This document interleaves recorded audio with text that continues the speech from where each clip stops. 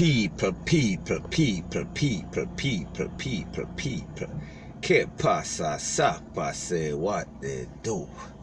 Now the first part of this video is about a Jamaican living overseas, a Jamaican born man that's living overseas. He was recently nominated by Donald Trump. We are speaking about the President of the United States. We are speaking about the most powerful country in the whole wide world. Now the name of this person is Richard E. Myers, and he was also a defense attorney. He was also a federal prosecutor, and he was also highly recommended by 2 senators in North Carolina. Now people, like we see, Donald Trump is very controversial, and most of the time that he nominates somebody, it is for self-interest. However, it does not take away from the recommendations, it does not take away from the qualifications of this person. We are speaking about Mr. Myers. It was said that he was born in Kingston, Jamaica, and later moved to North Carolina as a youth. Now this person comes with a very colorful resume because he also was the appellate judge in the District of Columbia before he moved to North Carolina. And it is also said that he was also a part of a very powerful defense team that was in a very high profile case. And I am speaking about the case of Wen Ho Lee. We are speaking about a Taiwan scientist that was charged for mishandling nuclear weapons secret by the federal government. Now people, if you know anything about the federal government, once they charge you, it is automatic that you are going to get sentenced. It is automatic that you are going to get time. So my point is that for Mr. Myers and his defense team to put up a challenge against the federal government and also win them in a high profile case, it speaks volume to the type of lawyer that he is. It speaks volume to the type of prosecutor that he is. So we know that Donald Trump is very controversial, so for him to nominate a black man and specifically a Jamaican as a federal judge, it speaks volume also. Because we know that he always does things for self-interest, but sometimes the resume and qualification is overwhelming. He could not be overlooked.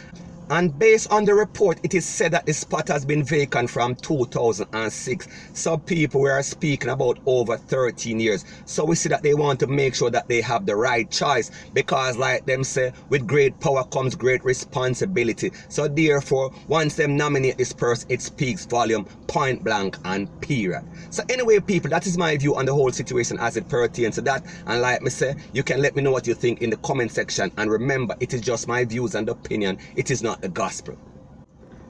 Now the next thing that is popping in the news, and it is an eye-opener. I am just trying to highlight something that is going on in Jamaica and a lot of these Caribbean and West Indian countries. I am speaking about countries that have a lapse in their customs and border patrol. I am speaking about the bootleg stuff that are coming in from China. And it is bad enough if you want to floss in the club and you buy some bootleg clothes or some bootleg shoes because you want to floss out and you have the champagne taste and the water pocket, because it is not detrimental to your health. Because the worst that can happen is that you might twist your ankle or you might even break your ankle.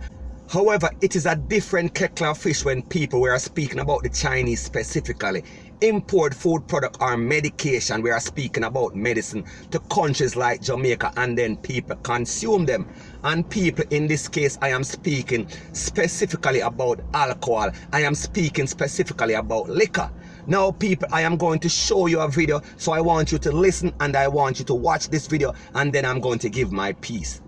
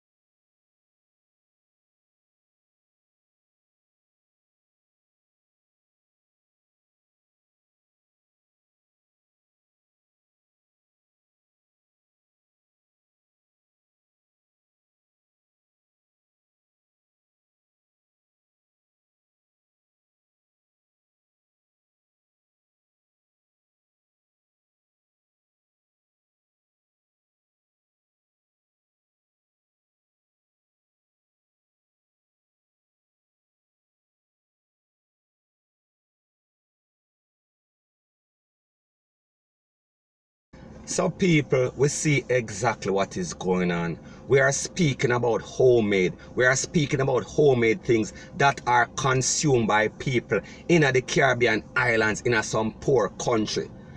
So we see that these people are doing things that are detrimental to the health of poor people, and it is all about money. Money is the only motive, because we see that they are manufacturing things in their home in some homemade lab. So we are speaking about things that are not done properly. And the truth and the fact is that alcohol is already bad for you, but at least on the label you know exactly what you're taking. So therefore you are pre-warned about what you are consuming in your body. However, when we speak about these homemade labs, you do not know what you are getting. It is even worse. It is even worse for your system. It is going to make you sick, or even worse, it is only going to make you pass away or pass out. It is going to make people sick. So my point is that is why we see so many people getting sick or passing away for some unknown reason, for some unspecified disease, because they are dying from people killing them. They are basically slow taking away their lives, because they are passing away or getting poison in their system, in their immune system, from things that they do not even know that they are consuming. So people, like me say, we see that money is the motive, you understand, and we see that these people are doing things that are detrimental to most people that are not Chinese, and specifically we are speaking about black people, we are speaking about people in the Caribbean nation, we are speaking about people from the island.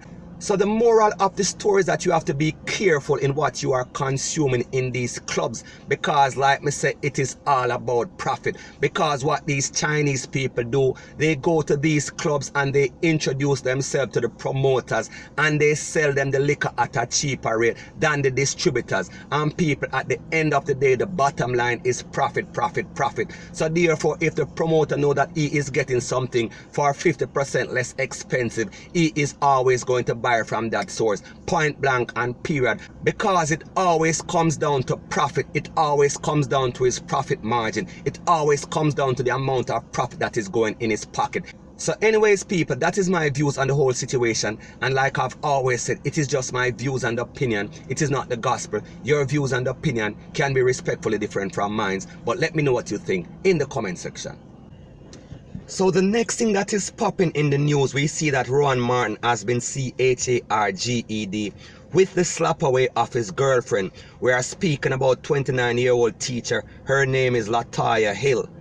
Now people, if we remember, this was a case that happened maybe about July 31st or July 30th of 2019 in Portland, in Port Maria, Portland, to be exact, to be specific. And this was a domestic dispute that basically went awry when they had an argument or a confrontation, and basically the man kind of chopped her in her head with something. And it was also said that the neighbors heard all sorts of screaming and she was basically begging for her life. And it was also said that the neighbor saw the man dragging the lifeless body of the teacher across the road, and he tried to basically put the body in his van, but he was unable to do so, so he left the body in the road for everybody to see. And it was also said that when the eyewitnesses and the neighbors summoned the police to come on the crime scene, they saw the lifeless body in the street. So it seems like the man was trying to cover his tracks, because he had the lady's BODY in some plastic and he was trying to put it in his van. I guess he was trying to go and hide it or try to bury it somewhere in the bushes. So anyway people, this all happened on July 30th of 2019, and the man basically surrendered himself to the police about 2 days later. So he was charged yesterday in the court in Port Antonio. We are speaking about Portland. So people, we see that the wheels of justice are finally turning on this case, and we have to just hope and say condolences to the family, because we see that this was a gruesome murder. So we should just hope that this man gets the time that he deserves, and hope that the family gets justice for their daughter. So anyways people, that is my views on the whole situation as it pertains to that, and like I've always said, it is just my views and opinion. It is not the gospel. Your views and opinion can be respectfully different from mine, but let me know what you think in the comment section. Bless up.